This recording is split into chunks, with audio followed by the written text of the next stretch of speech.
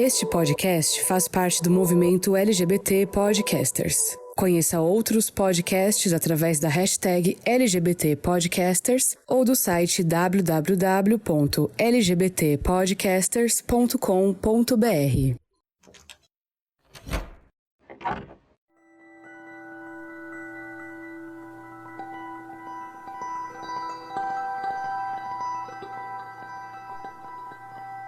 Há alguns anos, uma grande amiga minha relatou em um grupo de WhatsApp um momento que havia acontecido mais cedo naquele dia. Ela se viu dentro de um vagão lotado de homens a caminho de um estádio de futebol. Falando alto, rindo, bebendo dentro do metrô. Ela era a única mulher lá dentro e só percebeu isso tarde demais, depois que as portas se fecharam e o trem entrou em movimento. Ela desceu na estação seguinte, mas, nas palavras dela, poucas vezes ela sentiu tanto medo.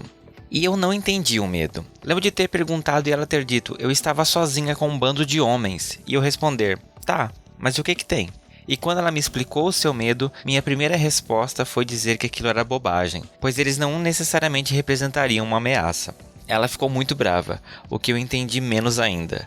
Quando ela falou que todos os homens representavam uma ameaça, foi a minha vez de me sentir ultrajado e eu soltei a típica frase, mas eu sou gay, jamais vou atacar uma mulher. Anos depois, quando passei a conviver e conversar com mais mulheres e ouvir sobre o feminismo, eu finalmente entendi o medo que a minha amiga sentiu naquele dia no metrô. O medo não estava ligado àqueles homens de forma pessoal, mas à permissividade que a masculinidade no mundo em que vivemos tem, que dá o direito de um bando de homens desconhecidos assediar uma mulher que entra em um território dominado por eles, buscando alguma coisa. Foi aí que eu entendi que o fato de eu ser um homem gay não faz diferença, pois eu posso não estuprar uma mulher, mas isso não significa que eu não possa passar pano para um homem que o faz, que eu não vá duvidar da capacidade dela ou ridicularizá-la por ser mulher. Foi aí que eu entendi que quando eu falei nem todo homem, eu estava sendo machista e promovendo a manutenção de um sistema opressor. Eu sinto vergonha de cada vez que citei essa frase na vida, porque hoje eu entendo exatamente o que essas palavras escondem. Hoje, nós encerramos essa série de episódios sobre masculinidades e dessa vez vamos falar sobre homens gays. Como que nós agimos sobre o manto da masculinidade e contribuímos para que ele continue cada vez mais forte? Eu sou Fernando Arazão e este é o Fora do Meio, o podcast que faz parte da rede LGBT Podcasters, que você encontra nas redes sociais como @Fora do Meio Podcast no Instagram ou Fora do Meio Pod no Twitter. Fique comigo e vamos chegar ao fim dessa caminhada falando sobre a masculinidade. E esse episódio é possível graças aos nossos apoiadores. Um beijo especial pro Lucas Albuquerque, pro Anderson da Silva, pro Matheus Sampaio e pro Luiz Antônio Carvalho. Muito obrigado por acreditarem no trabalho que eu faço com tanto carinho e manter esse podcast no ar. E para falar comigo, continuar nesse papo sobre masculinidades, eu tenho a honra de receber, gente, um convidado que eu não tenho nem roupa para receber. Sinceramente, eu tô muito feliz porque eu sou fã desse cara. Convidado, fala quem é você, para todo mundo aplaudir, vai. Oi, gente, eu sou o Renato Morelli, mas podem me chamar de Rê. Eu sou o criador da página Papo de Machona, que é um espaço destinado pra gente repensar o que é ser homem, pra gente repensar as nossas existências e tudo que isso envolve. Eu sou pisciano, eu amo hambúrguer, eu trabalho na área da educação, sou publicitário de formação, sou embaixador da Todos Brasil, eu passei por uma formação de lideranças LGBTs por lá. É uma ONG que ela capacita LGBTs para que produzam projetos de impacto social. E após esse processo de formação é que o Papo de Machona nasce e eis-me aqui.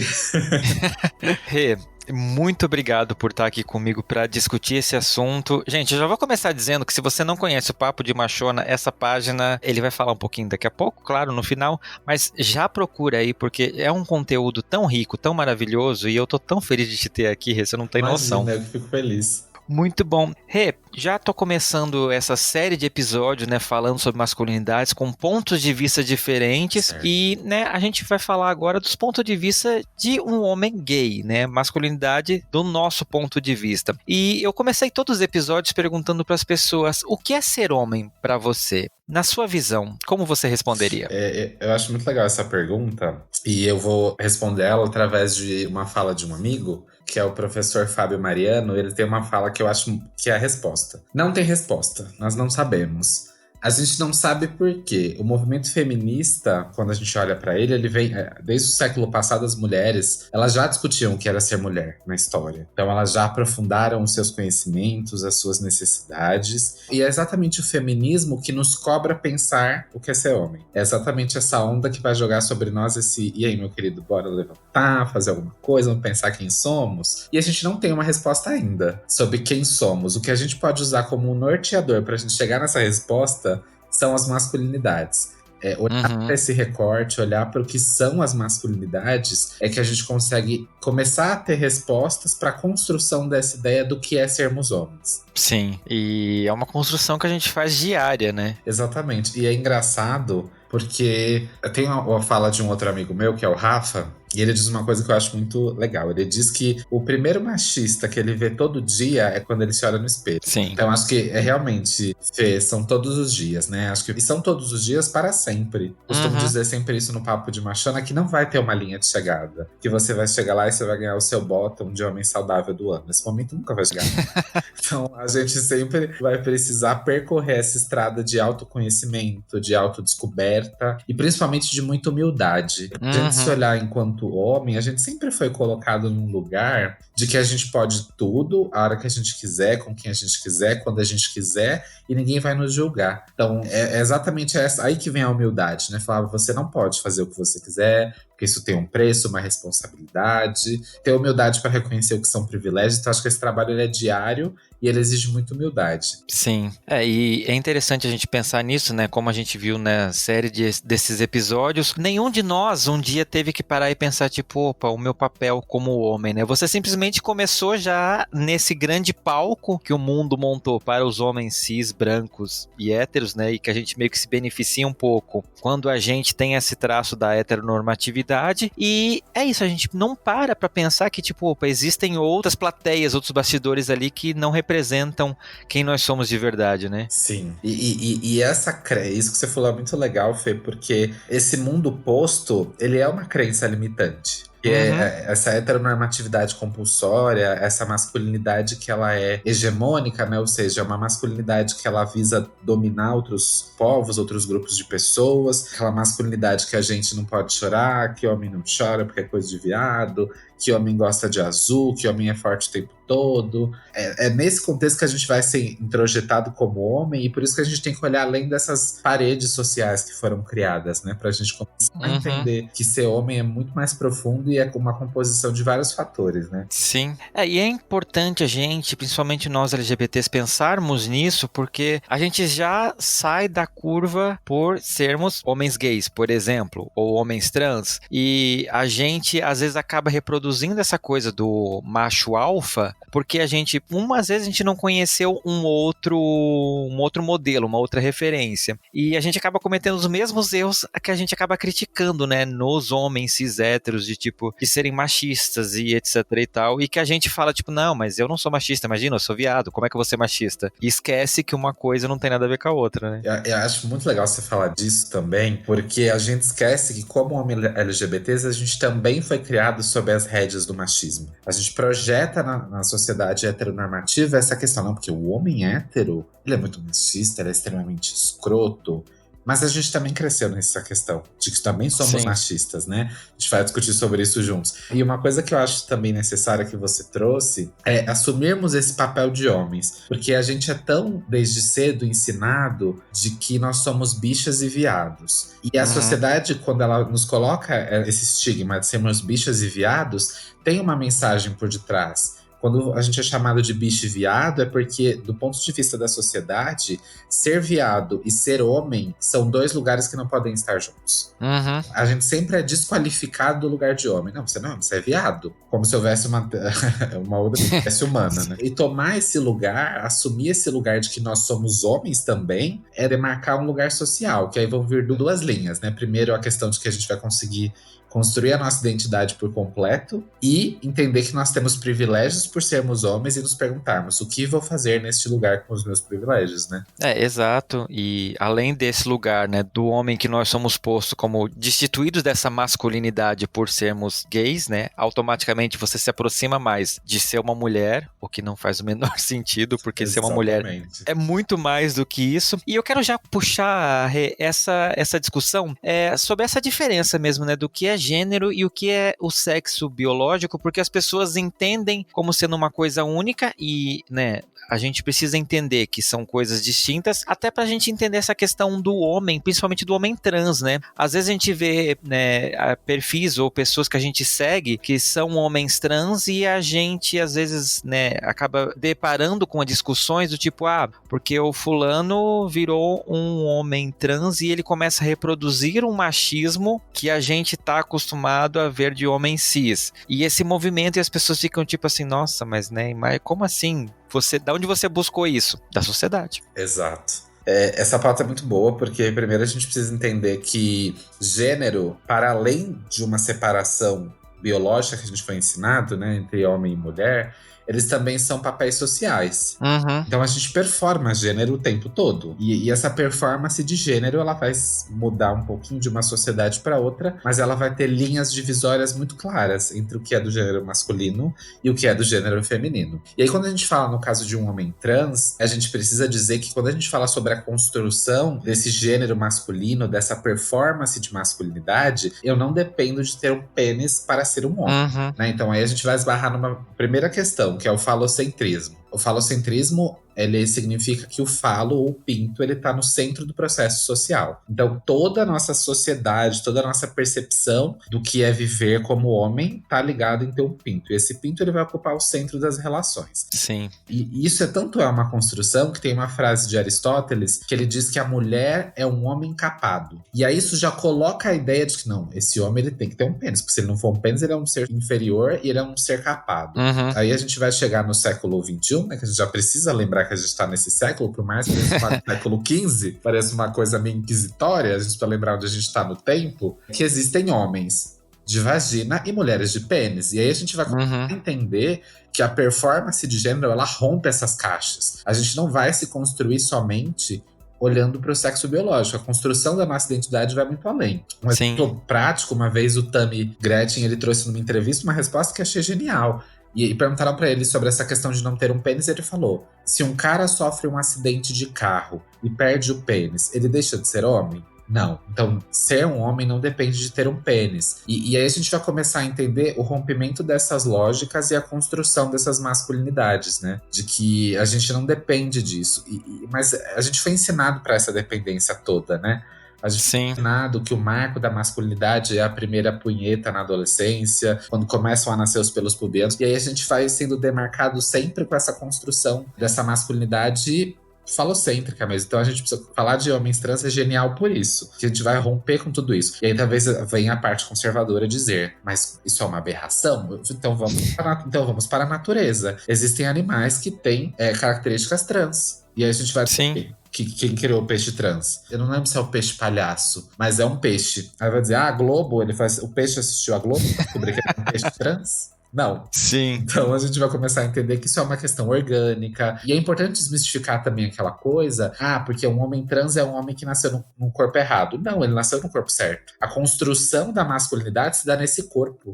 Nesse corpo que não precisa ser um corpo pré-moldado, como a gente sempre viu, não, mas é um corpo que tem a sua característica masculina como de fato é, né? Essa coisa, não, mas o corpo não tá errado, o corpo é aquele mesmo. Ele vai criar a sua identidade como homem naquele corpo. Aquele é o corpo que vai romper essas caixas do gênero e esses controles sociais de corpos, né?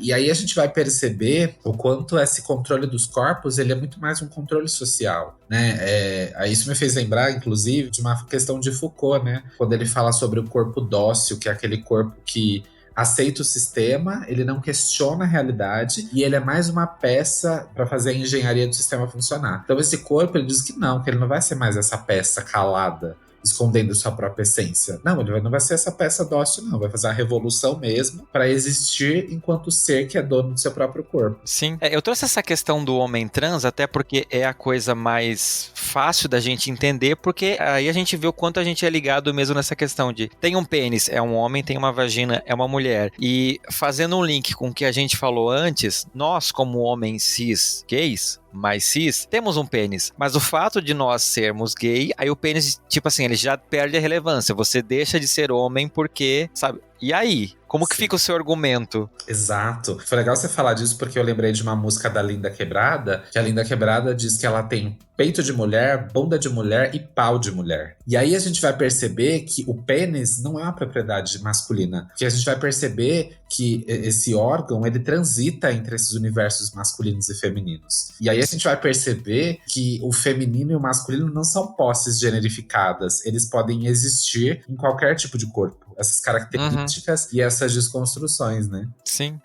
Fica muito claro nesses pontos que é isso. Quem criou essa definição de homem e mulher foi nós, sociedade. Em algum momento alguém podia ter feito o contrário. Aí, tipo, um homem seria uma pessoa com vagina. E aí? Não é? Sim, esse ponto que você falou da construção das coisas é muito legal, porque a gente, quando vai olhar, tem um livro, né, da Gerda Lerner, depois a gente vai falar de indicações, mas ela traz um recorte ali que ela vai falar da origem do patriarcado. E quando ela vai delimitar essa origem, o pensamento generificado, ele nasce na época pré-histórica, na época ali quando os humanos eram coletores de coisas e tudo mais, quando vai se fazer a divisão do trabalho, é ali que se determina que a mulher fica em casa, cuida dos filhos e colhe coisas pequenas e caça animais pequenos, e o homem vai caçar mamute, e essa é a tarefa dele, né? Fazer coisas grandiosas fora. O lar é da mulher. E aí, quando a gente vai olhar a história, esse desdobramento todo, chega no produto que a gente tem hoje. Porque aí a gente percebe as garras do machismo, né? Você não vai só performar uma masculinidade, você vai ter privilégios. Uhum. E os seus privilégios, eles têm um preço, que é o quê? É a opressão de minorias, a opressão do corpo dominado,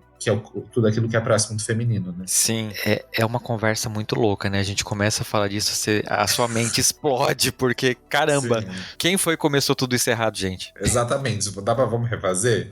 Vamos dar um Ctrl Z aí, porque... E você que tá ouvindo tem a última oportunidade de participar da pesquisa do perfil do ouvinte deste ano 2020, para que eu possa conhecer você que tá aí do outro lado do fone de ouvido, me escutando, né? Ouvindo Fora do Meio. Para participar, você só precisa ou entrar no nosso site www.foradomeio.com.br ou então clicar no link aqui na descrição do episódio e responder algumas perguntinhas de forma anônima, só para poder traçar o perfil da audiência que acompanha este podcast. Você me ajuda demais se fizer isso e é muito rapidinho, gente. Conto com você. E é engraçado a gente falar disso porque a gente acha que a gente, né, como uma comunidade LGBT tá tão acima dessas questões e na verdade não. Tanto que, assim, a gente, né, homens gays principalmente, a gente idolatra esse jeito masculino, né, o jeito do homem. Porque se você for no aplicativo gay, tá lá claramente que essa preferência por o jeito de homem, voz de homem, cara de homem, tudo é de homem. Mas o que é isso de homem? Sim. Você começou por um recorte excelente, Fê, porque é aí que a gente começa a ver o quanto a gente reproduz machismo e diz que não. Porque essa masculinidade que o lugar de gay que não parece ser gay, o tipo físico, a cor, né? Porque esse corpo que é elegido pro afeto é um corpo branco. É um corpo branco, é um corpo que tem um físico perfeito, é um corpo que, como você falou, não vai ter características próximas do feminino. E o que é mais louco, assim, que eu fico pensando de como a comunidade ela é perversa, porque eu sempre falo no Papo de Machona. O problema não é ter privilégio, porque às vezes você nasce com isso, você nasce numa família rica, você vai fazer o quê?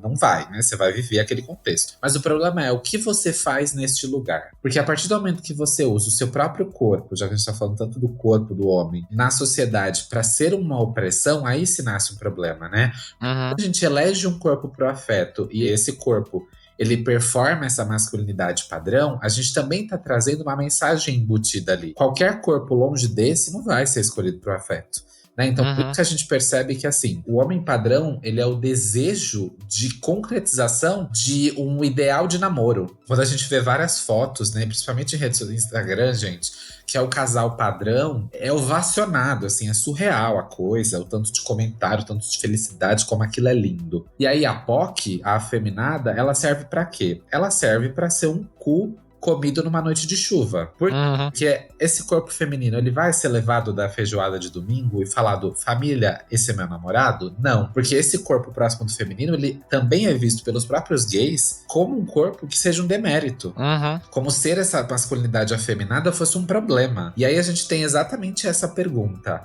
Como a gente vai se apontar como homens LGBTs desconstruídos se a gente recrimina o próprio feminino que existe nos nossos corpos? Então não tem como você falar de uma masculinidade saudável de um homem gay se essa masculinidade saudável não for feminista. Bell Hooks vai dizer isso, né? E por que a gente tem que ter essa total consciência? Porque Bell Hooks também diz que o patriarcado não nos acolhe. Então não adianta a gay ficar na bolha de privilégios dela, achando que porque ela não parece ser gay, ela não vai ser afetada. Vai, bebê. Porque a partir do momento que você abrir a sua boca e dizer e afirmar-se como um homem gay, ali rui a parede que te protegia. E vai ser lido socialmente como esse corpo ameaçado. Como esse corpo que não é digno, né? Porque a masculinidade, a performance de masculinidade, ela pode ser uma casca, mas ela é uma casca de ovo. Sim. E qualquer trincado de uma conversa em que você se apresente como um traço de homem gay, ali se rompe tudo. Então, e essa opressão é muito louca, né? Porque ela também tem um preço, que é a falta de afeto para corpos afeminados, gordos e pretos, que é o não estar em relacionamentos, que é esses corpos serem olhados como não dignos de afeto. Sim. E a pergunta que fazem é o que estamos fazendo com essa porra de masculinidade na nossa comunidade. Eu não sei nem se falar palavrão, gente. Já foi mais forte do que eu. Sem censura. Não, mas é isso mesmo. E eu não falo nem só do casal dos padrõezinhos, que a galera vai lá e enche de likes no Instagram, mas o quanto a gente vê de, às vezes, prints da internet, que é horrível, de um padrão e um cara não padrão que são um casal. A galera vai discriminar esse casal e, tipo assim, eles vão falar pro padrão, por que você tá com essa pessoa se você pode arrumar um cara gostoso igual você? Mano, como assim? Exato, Fê. E essa lógica é muito louca porque ela é uma ditadura.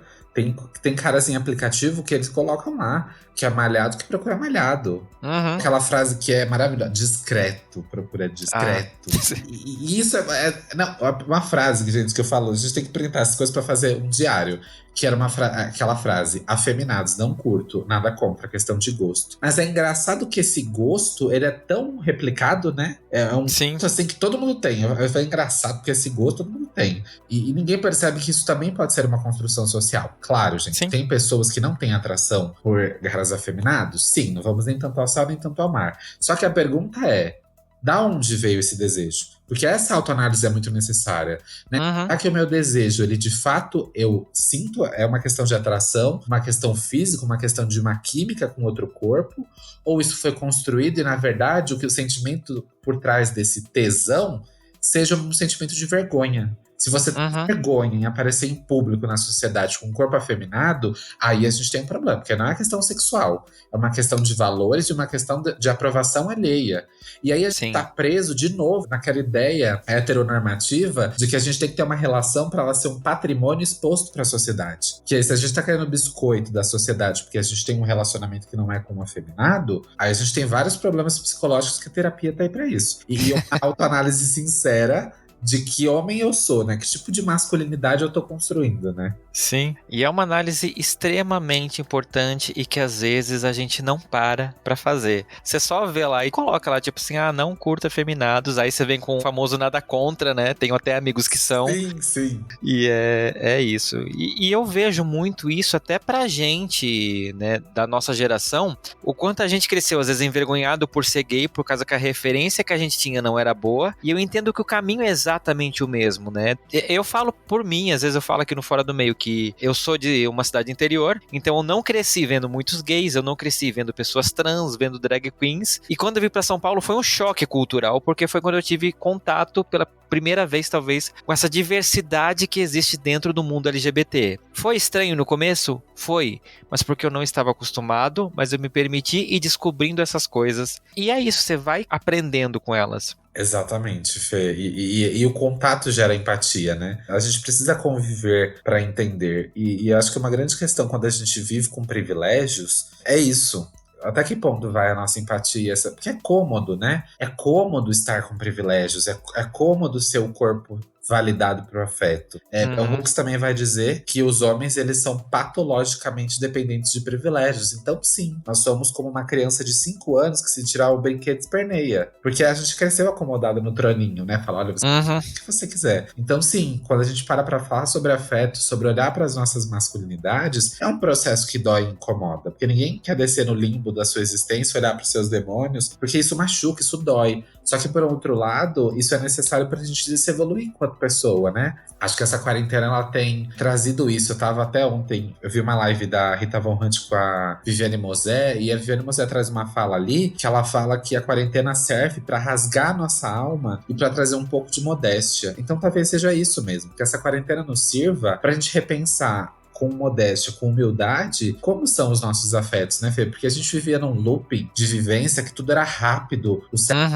é fácil, é só ligar o aplicativo que você pega quem você quiser, ou se você vai na balada, você pega 30. E isso não é errado, gente. A questão não é se te faz sentido pra você e te deixa feliz, se joga. Mas se isso te machuca e não faz sentido pra você, é hora da gente aproveitar a quarentena pra perguntar, né? Que tipo de afeto a gente produz? Como eu afeto o outro e como eu sou afetado? E isso é difícil também, porque sermos homens, é difícil a gente ter habilidades emocionais. A gente tem que desenvolver, porque a gente não foi treinado pra ser emotivo. Então, é uma contramão até mental, né? Que a gente precisa desenvolver. Ter esse olhar empático com a gente mesmo e repensar quem a gente é, né? Sim. A gente não tem repertório, né, pra se expressar como nós mesmos. Isso é a coisa mais louca do mundo. Sim. Você não sabe quem é você porque você não sabe explicar quem é você. E isso é muito louco, Fê, porque é aí que a gente percebe que o patriarcado mesmo não nos acolhe, porque ele nos rouba, né? Ele nos rouba essa questão da habilidade emocional, e isso é intencional, né? A gente não ter habilidades emocionais, ela é intencional, porque a mulher, por outro lado, ela é ensinada desde pequena a ter habilidades emocionais. Então, o machismo já cria aí a necessidade do homem de depender do feminino para resolver os seus problemas. Ou aquela cena típica de novela, quando o cara recebe uma notícia difícil, ele vai pegar um copo de uísque porque ele precisa do álcool. O álcool, que às vezes é a muleta emocional masculina. A gente começa aquele turbilhão por dentro, tô problema, fudeu, não sei o que vou fazer, socorro, vou me jogar, pega o álcool, que é a muleta. Que aí esse bêbado vem a resposta. E não vem, porque você tá bêbado, você só tá fugindo da verdade. Então assim, né,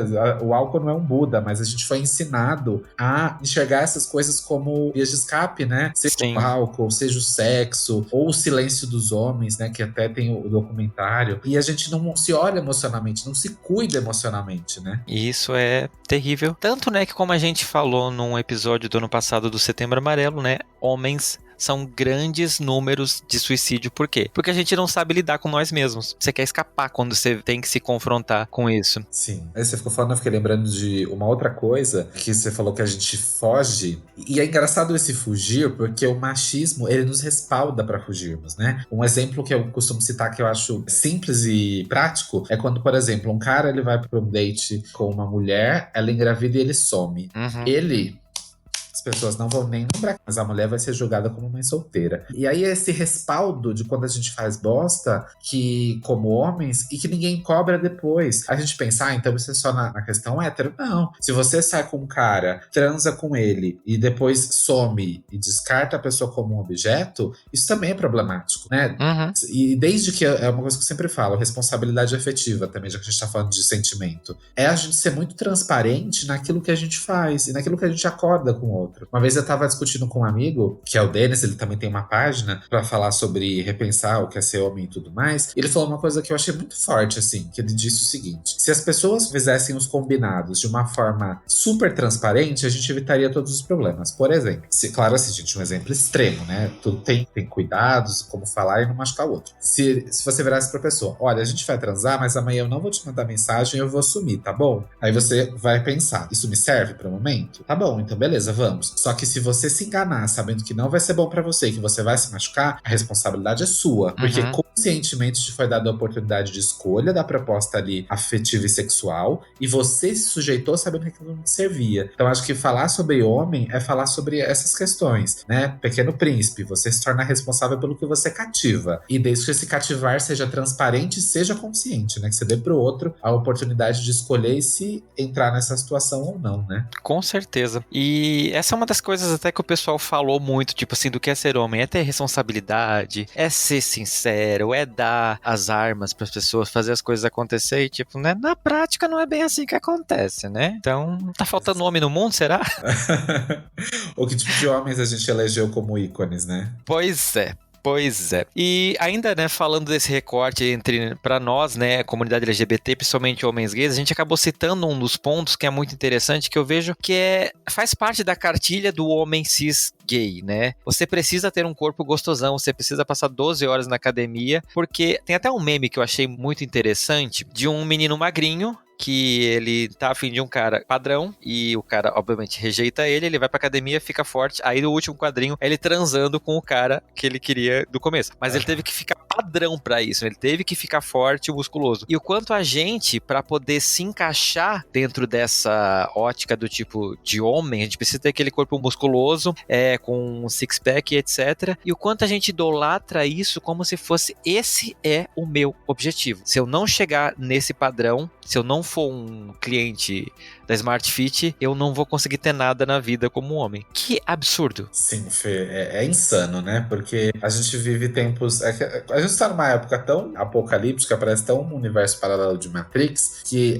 a gente tá vivendo tantas épocas e histórias ao mesmo tempo, e isso lembra muito a Grécia Antiga, né? Com essa valorização dos corpos. É engraçado que na Grécia Antiga, os homens que eles eram bem definidos, eles tinham os queixos avantajados, se acreditava na Grécia de que esse homem era abençoado por Deus com beleza. E hoje não é diferente. Essa questão desse corpo supervalorizado. Gente, claro que aqui a ideia não é a gente tá condenando a atividade física, não é nada disso. Se você gosta de treinar, malhar, ok. Se joga também no CrossFit. Mas, até que ponto, é como você falou, Fê, é esse objetivo ligado ao afeto. Eu preciso ter um corpo perfeito, que a sociedade diz que é perfeito, para ter a possibilidade de afeto. Uhum. Aí a gente pensa, que tipo de afeto é esse que eu preciso de um biscoito para dar? Né? Que eu, na minha existência, não sou bom o suficiente se eu não tenho esse repertório que é exigido. E também é muito sobre isso, né? E como fica a nossa saúde mental? Até que ponto? E esse objeto que é oferecido ali lembra muito essa questão da lógica machista da objetificação dos corpos. Uhum. Desse corpo ele só ser um objeto para essa trans acontecer. E aí eu fico pensando até que ponto, como homens gays, a gente valoriza tanto o sexo pelo pênis ou o sexo pelo corpo, e a gente esquece que sermos homens, a transa, o sexo, o tesão, ele envolve o corpo todo. Uhum. E aí, essa questão do corpo perfeito, a gente vai esbarrar numa outra questão, que é o pênis perfeito. Que ele tem que ter 20 e tantos centímetros, que ele tem que ser rosa, que ele tem que ser da cor de danoninho. Sim. E aí você vai entrando numas piras, você tem que falar, gente, é uma coisa que a gente precisa ampliar, é também a nossa visão de corpo para o sexo. E aí eu fico pensando, né, esse corpo todo perfeito, mas não sei o quê.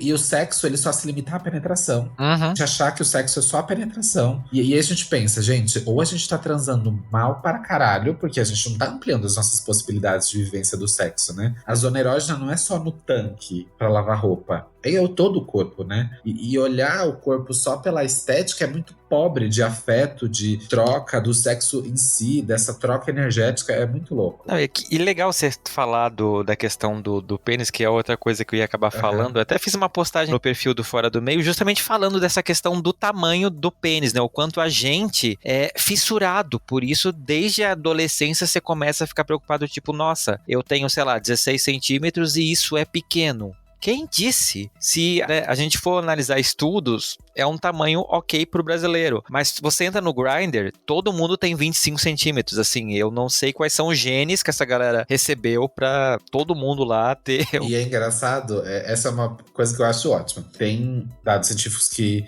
falam que o canal anal ele tem em média 17 centímetros. Né? Uma média, né? Que todo canal anal, se vai enfiar a régua, são 17. Mas aí você fica pensando, tá, a gente tem um tamanho de pênis tão grande e vai enfiar onde? Exato. Dependendo do ânus de quem tem, a gente sabe que cada ser humano tem um corpo único, a gente tem tamanhos e variações, e aí a gente se perde nos centímetros do pênis e esquece a performance sexual, né? Como que a gente explora o corpo do outro além só da penetração? Porque ninguém tá dizendo aqui, a penetração é ruim, não, todo mundo sabe, a gente sabe que é gostoso sim. Só que só isso, por isso só, sim, não garante um sexo de fato que tenha prazer pros dois lados. E aí, é legal falar do pênis também, Fê, porque a gente vai pensar sobre as posições sexuais quando a gente pensa no pênis, né? Porque a gente vai se deparar o ativo e o passivo, tá. Tem vários problemas aí, porque o passivo ele vai ser visto como o penetrado, então ele é visto como ocupando uma posse feminina. E aí, muitas vezes, o prazer para esse corpo é renegado, porque ele é visto só como um corpo a ser penetrado. Se gozar, gozou, se não gozou também, foda-se. Exato. Penetração é esse ativo gozar. E isso é tão introjetado que a gente observa, às vezes, em muitos passivos, essa aceitação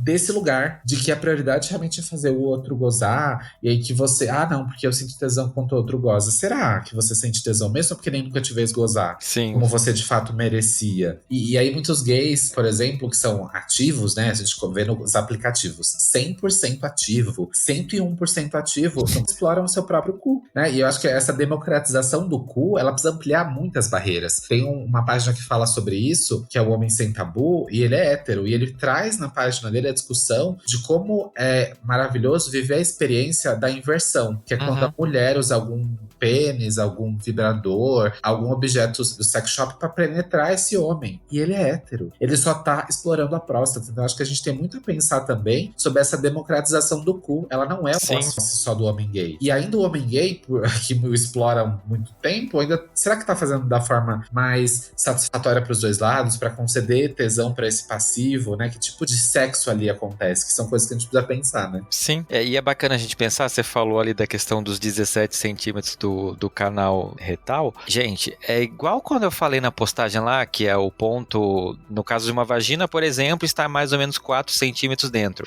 A próstata, que é o nosso ponto G masculino, você alcança com um dedo. Seu dedo não precisa ter 17 centímetros para isso, e já é suficiente. E falando em próstata, a gente vê o quantas vezes essa questão é tão complicada pra gente, que é só você falar 40 anos, exame de toque, a galera surta. Porque é isso, né? O homem, às vezes, incluindo o homem gay ativo, sabe? É um lugar proibido ali de gente. Até o Giovanni, que é o sexólogo que participou de um dos episódios do mês de setembro, ele fala, né? Tem muitos homens que não deixam encostar na bunda dele porque é uma zona proibida. Você vai deixar de ser homem se alguém pegar na sua bunda. Exatamente. A gente vê outros casos também que a gente já ouviu falar sobre, que muitos homens, eles não limpam o ânus depois de fazer cocô. Sim. Com esse medo. E aí você fica pensando, meu Deus, você tá colocando a sua saúde em risco, porque você não higieniza seu ânus da forma correta, porque você tá com medo. Eu fico pensando, isso é tão introjetado que você fala, ninguém tá te vigiando no banheiro. Ninguém sabe o que você faz quando você vai fazer suas necessidades. Então, essa pira, ela é tão louca que até em momentos sozinho, esse homem não explora o próprio corpo, não cuida da própria saúde. A gente tá falando uma questão de vida agora. O problema, ele começa numa ponta, mas ele se desenrola até chegar em questões muito profundas, né? Não, eu lembro quando eu vi essas questões do não limpar a bunda, eu fiquei... Primeiro eu pensei, isso aqui é zoeira, mas conforme você vai vendo os relatos, você pensa tipo assim, caramba. Isso é verdade. Como? Onde é que a gente falhou? E a gente vê o mesmo quanto essa questão da construção da masculinidade, ela é tão frágil a esse ponto, assim, de você não conseguir pegar um papel e encostar em você. Sim. Essa questão que a gente tá discutindo sobre agora, falando do cuidado anal, da questão do pênis, eu acho que é muito legal também a gente trazer, Fê, e não tem como a gente não falar isso sobre o recorte racial. Sim. Quando a gente traz essa perspectiva negra pra roda, é pensar que esses corpos, eles foram demasiadamente deslegitimados do lugar. A gente sabe que toda a história e construção racista no nosso país foi colocar homens negros como animais. Animais que são encarados como que todo homem negro é ativo, que ele tem o pinto grande, que ele tem pegada. E aí é isso, assim, que lugar a gente coloca esse corpo, né? E que tipo de afeto a gente constrói? Será que a gente sente atração por um corpo preto porque a gente de fato ampliou o nosso olhar dos afetos e se autoanalisou e de fato é uma atração ou é uma construção social? De que eu me sinto atraído porque eu sei que ali, supostamente, de acordo com a sociedade, vai ter um pinto grande e que esse homem vai ser ativo. Eu tava uma vez conversando com um amigo, que é o Antônio, que também faz um trabalho sobre essas questões de militância. Eu estava falando sobre responsabilidade afetiva e ele falou, vocês que são homens brancos gays, vocês podem discutir o que é responsabilidade afetiva porque vocês vivem os afetos. Eu, como homem negro, eu tô aprendendo a saber o que é afeto ainda. Então eu acho que é esse olhar que a gente precisa também ter como homem gay branco. É olhar para os nossos privilégios e pensar, olha outras searas que a gente precisa enxergar. Talvez aí venha aquela questão, mas qual que é a minha responsabilidade total? Porque nós, como homens brancos, nós também somos racializados. Só que nós somos racializados pelo viés de quem domina, quem oprime e quem tem privilégio. Então, Sim. a gente também é responsável, porque uma masculinidade saudável, como gays, ela só vai existir se ela for uma masculinidade gay antirracista. Caso contrário, não faz sentido a gente lutar por ideais LGBTs que eles não sejam interseccionais, que essa masculinidade não traga a pauta racista dentro da sua construção, né? E racista pra todos os sentidos, né? Não só no caso do homem negro, mas de legitimar o homem oriental também, né? E essa questão da hipersexualização de outras etnias, de outras raças, a serviço de nós, homens brancos, né? Como se nós tivéssemos mesmo que explorar cada uma dessas só pra poder marcar um check ali. Transei com um asiático, transei com um negro, transei com coisa. Sim. E essa questão que você falou, né, Fê, da listinha, a gente vê vários memes falando sobre isso. Sim, super. Listinha, quem transou com quem. E aí a gente fala, nossa, mas a gente tá de novo preso nessa lógica que a gente cresceu machista, de que tem que pegar 300 mais e muitos mais. E vira uma competição sexual, e isso é muito bizarro também, porque a gente tá, Sim. sabe? E a gente vai percebendo como a gente tá muito preso a essas lógicas que a gente precisa romper, né? E a competição sexual que já começa com a gente adolescente, né? Tipo assim, quem goza primeiro, quem vai ter, sabe? Quem gosta mais longe, né? Aquelas competições bizarras. Você faz isso que eu tô fazendo na minha vida, né?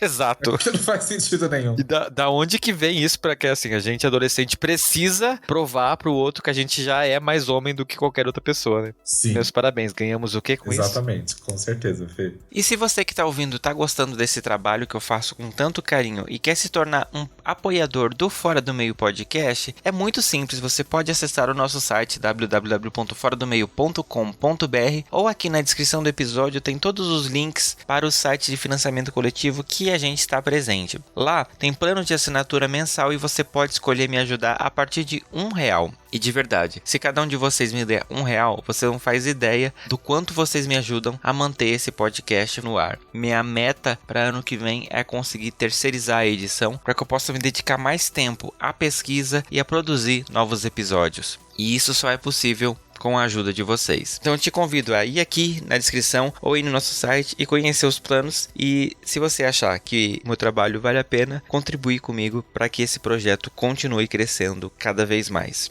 E, né, ainda falando sobre essa questão da masculinidade, e que a gente meio que abordou um pouquinho nessa conversa, o quanto a gente, né, por criar esse ideal do macho, do homem, do viril, do ativo, do etc., e que a gente vai e coloca tudo que não está dentro dessa caixinha como inferior, né, como menor. E a gente fala isso, né, tanto dos homens afeminados, que, de novo, primeiro que assim, ninguém escolhe ser afeminado ou não, é uma característica que nasce com você, como nasce, sei lá, você ter cabelos ou não. E eu acabei fazendo muito isso, eu não sei você, mas justamente por ter crescido numa geração onde era um problema ser gay, você vai se podando e criando um personagem macho, másculo pra você, que hoje talvez eu não saiba quem sou eu de verdade na minha essência, porque estão tantas camadas de construção pra poder não parecer gay, que é isso, né? Hoje a gente fica tipo, tá, será que eu dou pinta? Sim, e isso é tão opressor, né? A minha adolescência toda, dos meus 13 aos meus 18, eu fui testemunha de Jeová, e eu falo sempre assim, toda a minha escolha ela foi muito consciente. Claro, na busca de uma cura, porque eu também achava que eu era um doente. Mas esse processo, ele foi exatamente isso que você falou. Foi um processo que me foi roubado o direito de quem eu era. Eu perdi a vivência da adolescência, que é um processo de autodescoberta do corpo, uma das fases mais bonitas que a gente tem na vida, para viver exatamente essa expectativa desse homem que me era esperado enquanto preceito religioso. E isso é muito cruel, né? Aí quando você chega na fase adulta, que você vai chegar na comunidade LGBT, e de novo isso é um problema, de novo ser afeminado é um problema. E aí é uma coisa que eu sempre falo, assim, a gente precisa primeiro de tudo, além de entender a sigla, é entender o que é ser comunidade. Porque enquanto a gente não entender o que a palavra comunidade significa, a pergunta que a gente faz é, como homens gays, vivendo as nossas masculinidades, o que a gente tá fazendo aqui? E aí é um problema porque a comunidade LGBT é toda GGG.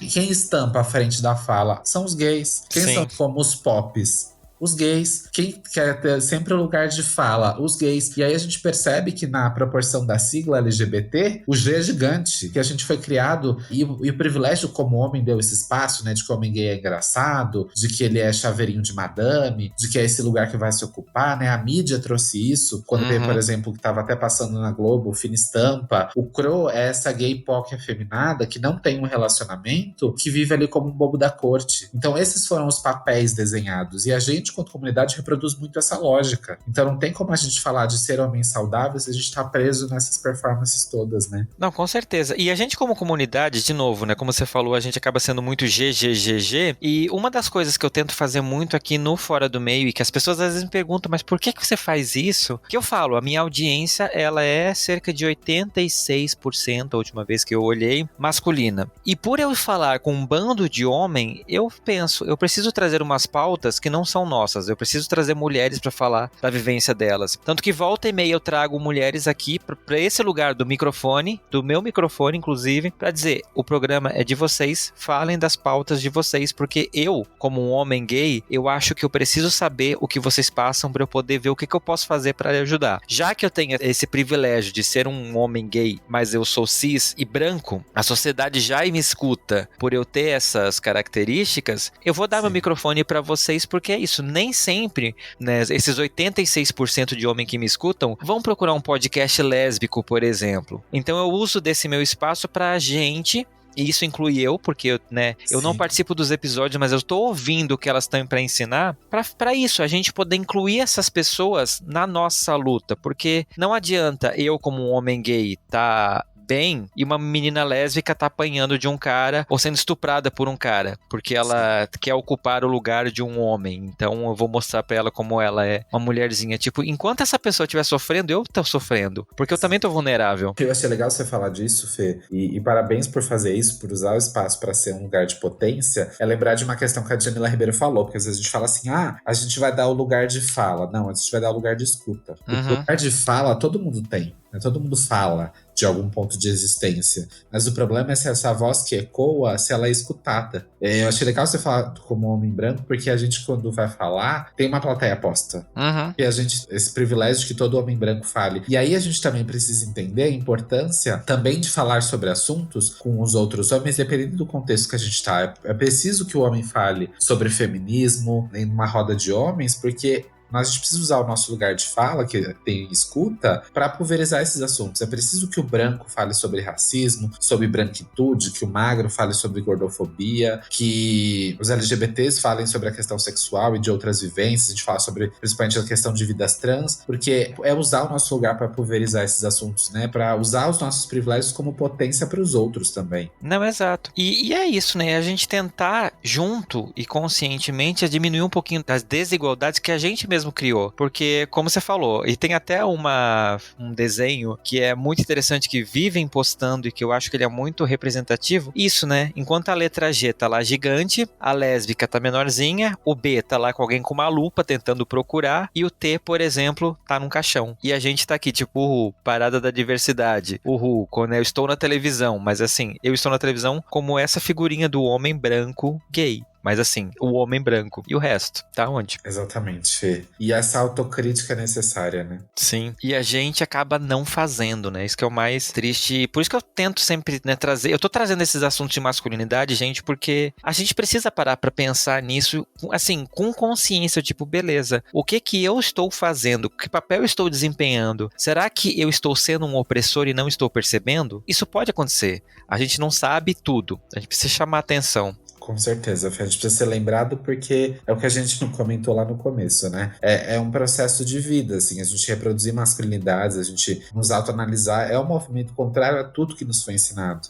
Então, realmente, isso se faz muito necessário pra gente viver com masculinidades saudáveis, né? Sim, e masculinidade, gente, a gente tem que sempre lembrar, ela é uma construção que ela tem várias facetas. Vamos ver em quais que a gente se encaixa e quais que a gente tá problematizando da forma correta. A gente, né, fala muito, tipo, essa questão de afeminados ou das mulheres dentro da comunidade, mas é isso, o lugar que a gente está desempenhando, dando para elas existirem, é o mesmo que a gente está sendo justo com isso, cobrando as coisas certas? Exatamente. E é legal você falar disso, Fê, da masculinidade, porque eu sempre gosto de comentar isso pra gente ampliar o olhar. Qual a diferença entre masculinidade e masculinidades? Que a masculinidade é essa ideia que nos foi posta desse homem que gosta de azul, não chora, não pode dançar balé, não pode cruzar a linha do feminino. Essa é a masculinidade. As masculinidades, elas enxergam a ótica de como esse homem existe por vários fatores, né? Então, o homem, ele parte parte de um gênero, que ele pode ser cis ou trans, ele parte de uma raça, porque ele pode ser branco ou preto, ele parte de uma classe social, se ele é pobre, médio ou rico, ele parte de uma territorialidade, né, se ele mora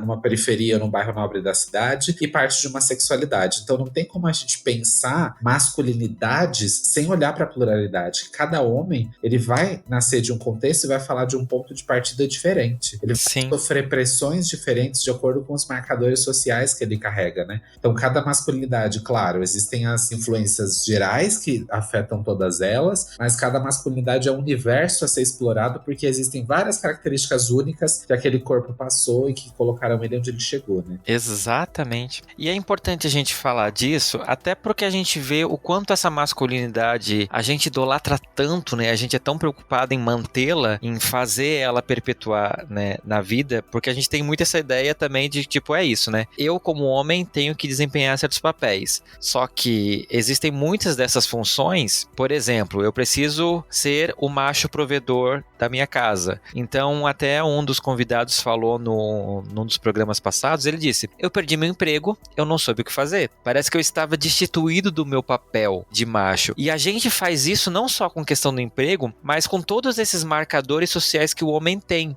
E um dos que eu acho que é o mais interessante deles, que se liga com todo esse contexto que a gente falou, incluindo do falocentrismo, é o fato da gente ir envelhecendo. A gente, como comunidade gay, a gente olha para o homem idoso, para o homem mais velho, e a gente já tirou ele desse papel do homem. A gente já coloca ele como uma pessoa que não me serve, ou quando me serve, às vezes é só pra me sustentar. Que tem essa glamorização da questão do sugar daddy, né? Sim. E essa é uma questão que a gente não olha, né?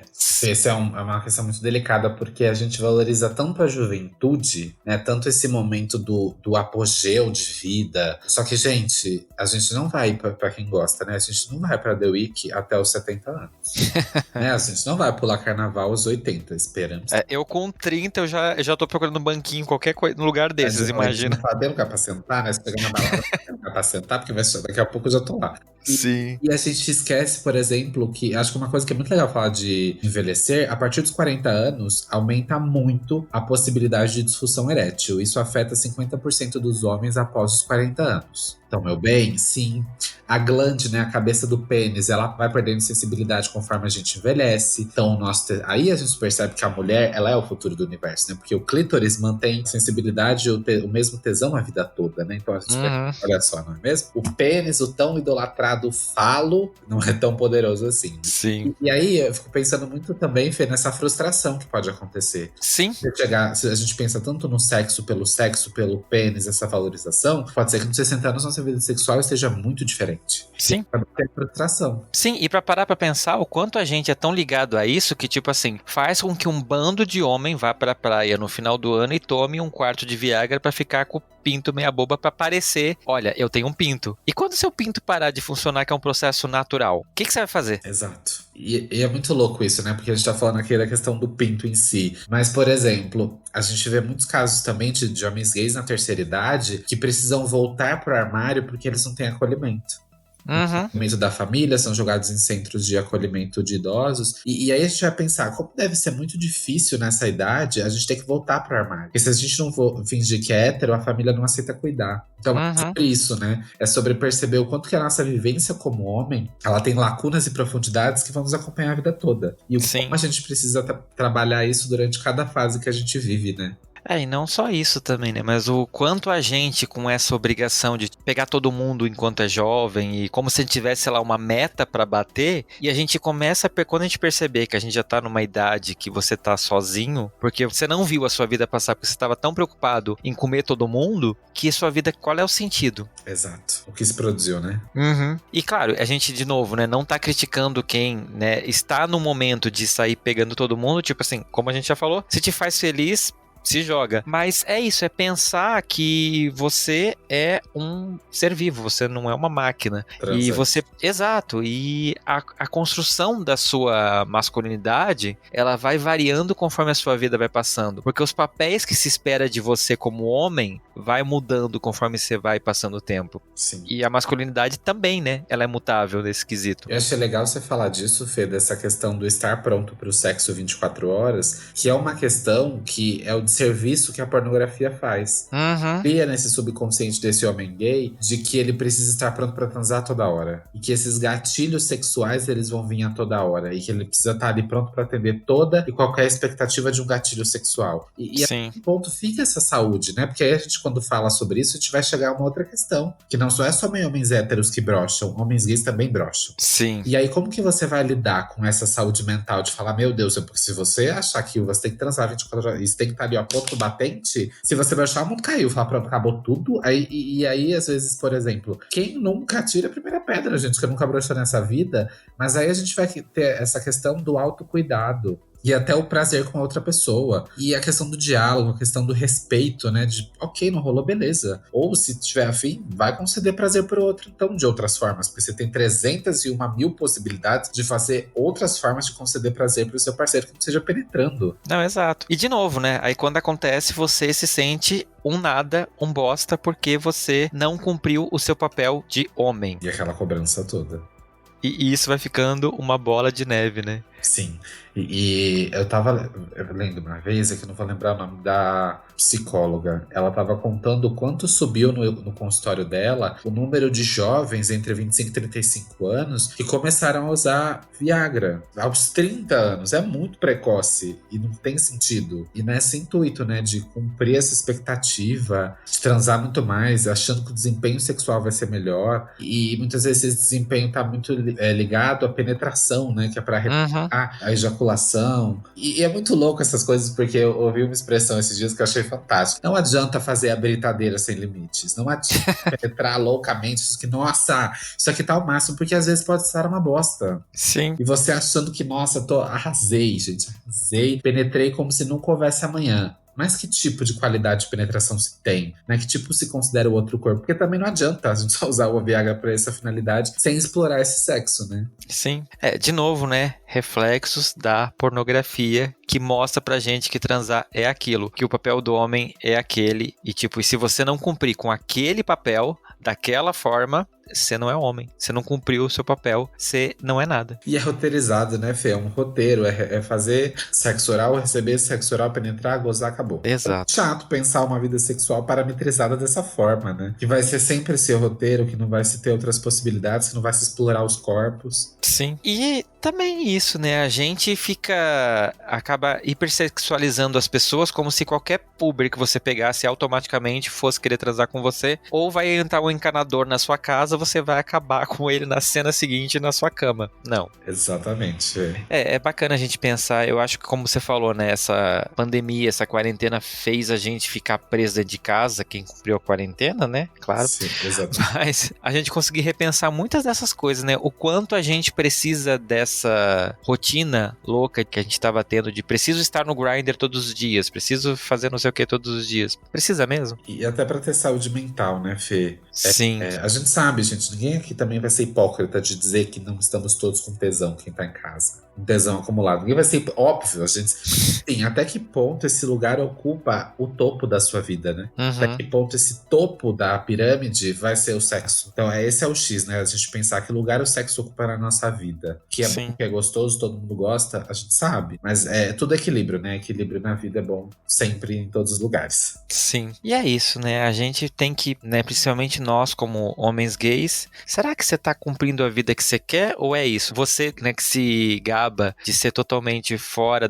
do que a sociedade pede, será que você tá tão fora assim mesmo? Baseado em tudo isso que a gente falou? Exatamente. E requer humildade, né? Essa autocrítica, né? Porque não é esse olhar, aquela resposta rápida, né? Igual a pergunta do tudo bem. Não é essa resposta automática. Ah, sim, tô ótimo, saudável, super saudável. Mas é uma análise profunda, uma análise que leva tempo, né? Nesse ideal da gente ter uma saúde mental, uma qualidade de vida, repensar tudo isso, né? E você, ouvinte, já é inscrito nos nossos canais? Então se inscreva em todos os agregadores onde nós estamos presentes, onde você nos escuta, no nosso canal no YouTube. E se você nos ouve através de algum aplicativo da Apple, vá lá no iTunes, nos dê 5 estrelas e faça um comentário, porque se inscrevendo nos canais, comentando os episódios onde é possível, né, no YouTube, por exemplo, e nos avaliando no iTunes, você faz com que essas plataformas nos entendam como um conteúdo relevante e apresentem o Fora do Meio para mais pessoas. Essa é uma forma que você pode me ajudar a fazer esse projeto crescer cada vez mais. E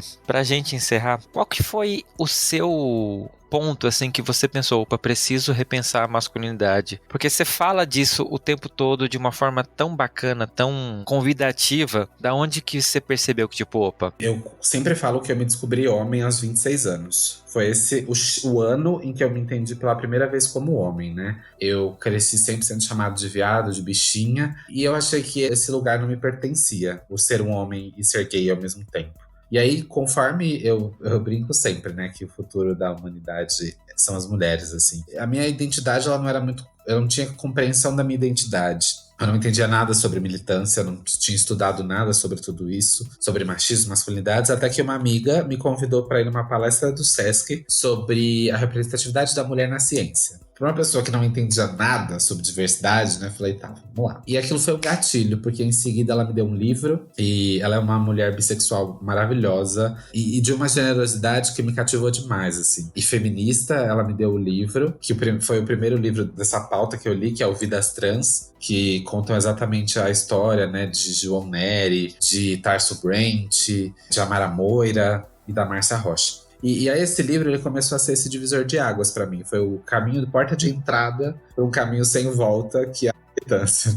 E depois veio a Todes Brasil, né? A Todes Brasil foi um presente, assim, uma oportunidade que eu falo sempre sobre esse processo, que foi participar da iniciativa Embaixadores, que foi ter umas 5 meses de formação com vários temas ligados à diversidade, foi me conectar com pessoas, porque é um estudo, um grupo que tem pessoas do país inteiro, né? Então, a gente tem uma conferência presencial, é um final de semana, né? Que todos a gente vai se reencontrar, e ali veio esse start, veio a sentença da minha percepção de privilégios. Quando eu vi LGBTs, conheci uma pessoa incrível que é a Bren, que é uma mulher trans do Acre. Sim, gente, o Acre existe.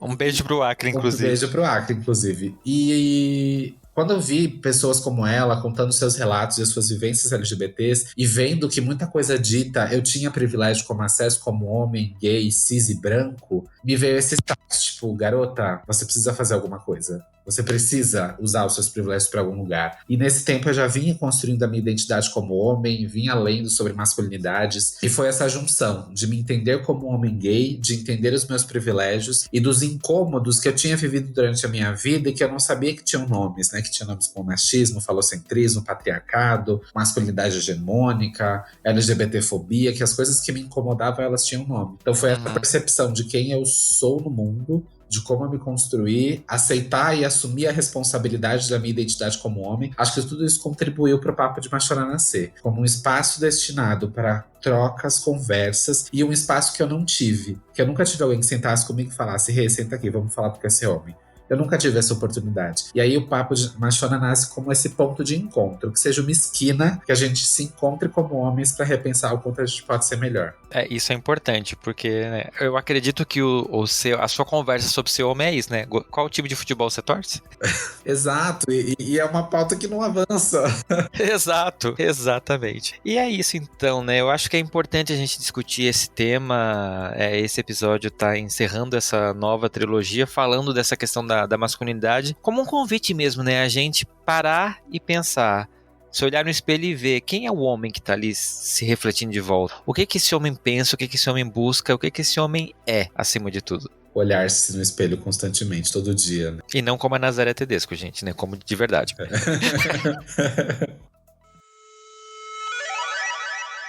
Se joga. E não se joga desse episódio, eu vou indicar para você conhecer um perfil do Instagram que é muito bom. Inclusive eu quero mandar um beijo pro pessoal do perfil, que eles fazem umas postagens incríveis e no sentido assim de você poder parar e pensar sobre vários assuntos, que é o pessoal da página Cérebro LGBTQ+.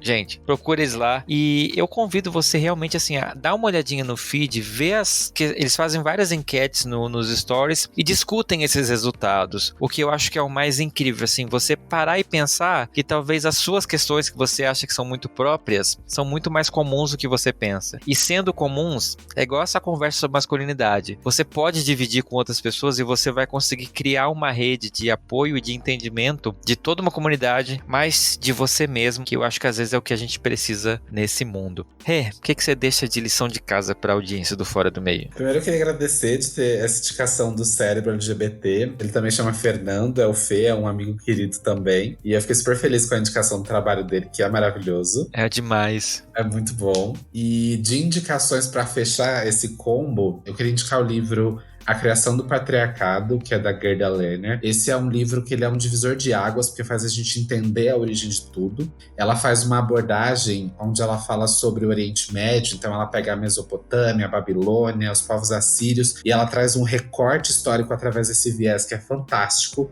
E acho que tem esse como esse divisor de águas. O documentário The Mask You Live In, do Netflix, né, A Máscara que Você Vive, é um documentário super assertivo em mostrar essa questão do que é sermos homens, de como a gente se reprime, de como a gente é obrigado a carregar uma máscara social. E por último, não menos importante, eu queria indicar O Feminismo é para Todo Mundo, da Bell Hooks. Nesse livro ela tem um capítulo específico que chama Masculinidades Feministas, em que ela vai discutir a importância de nós homens sermos aliados do feminismo. Então acho que esse é um ponto muito importante. Não tem como a gente ser um homem saudável sem apoiar a luta feminista como aliados. E eu acho que esses 3 indicações elas são muito boas para começar a abrir os nossos olhares para esse repensar o que é ser homem. Sim, e é muito importante. E é isso, né?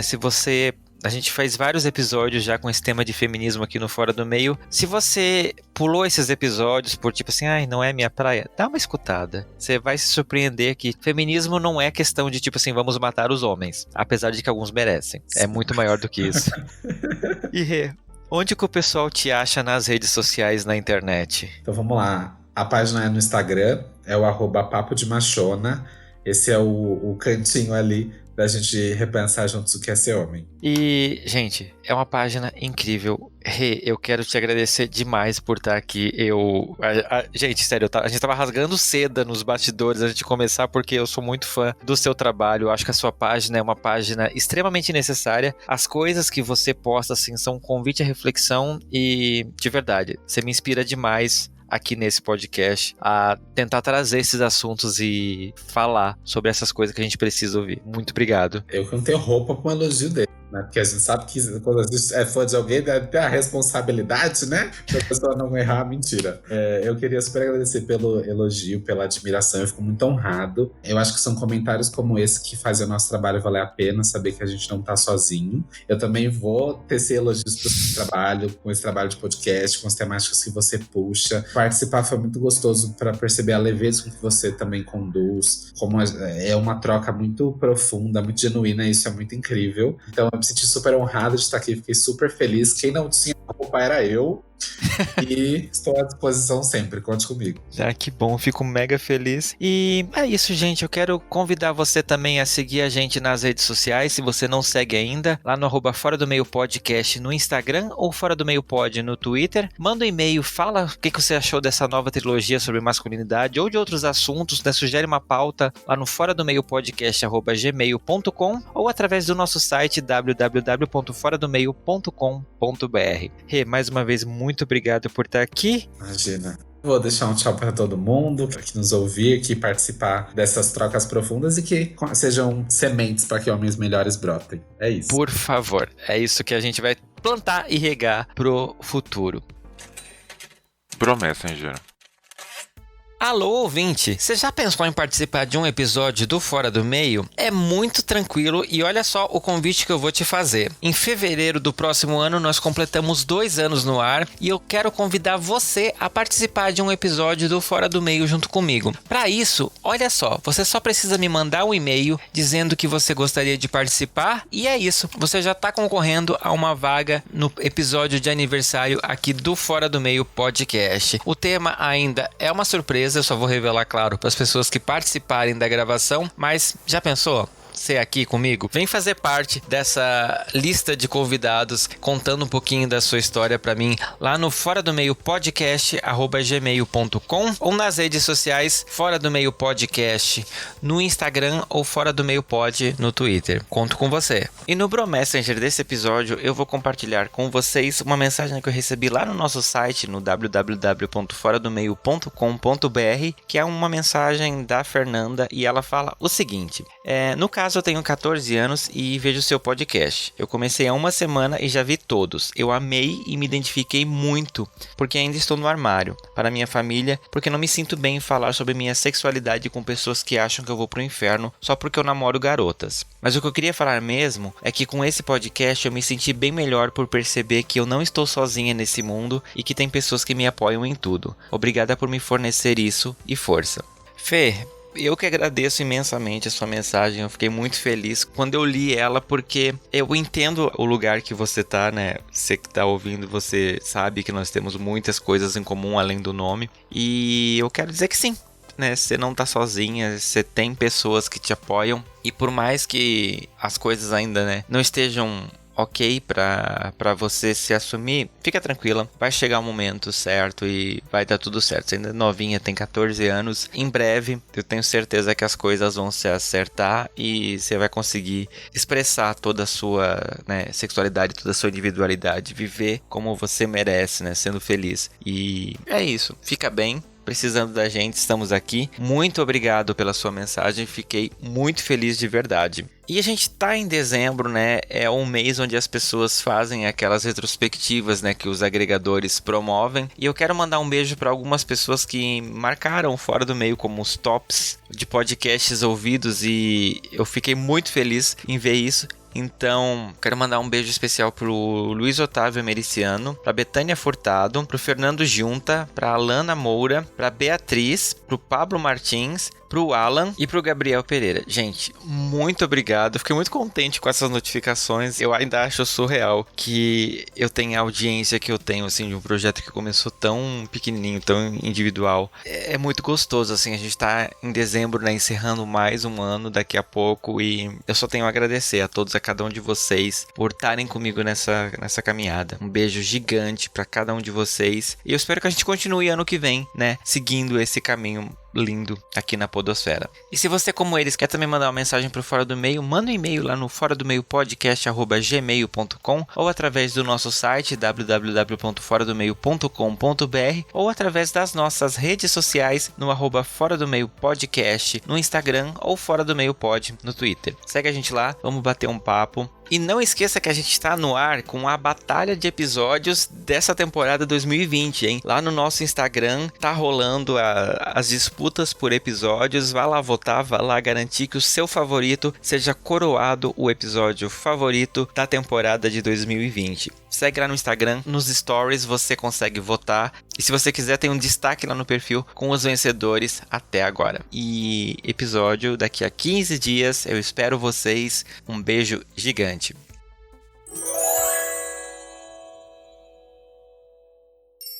Este podcast faz parte da Podcast. Conheça os demais programas da rede acessando podcast.com.br.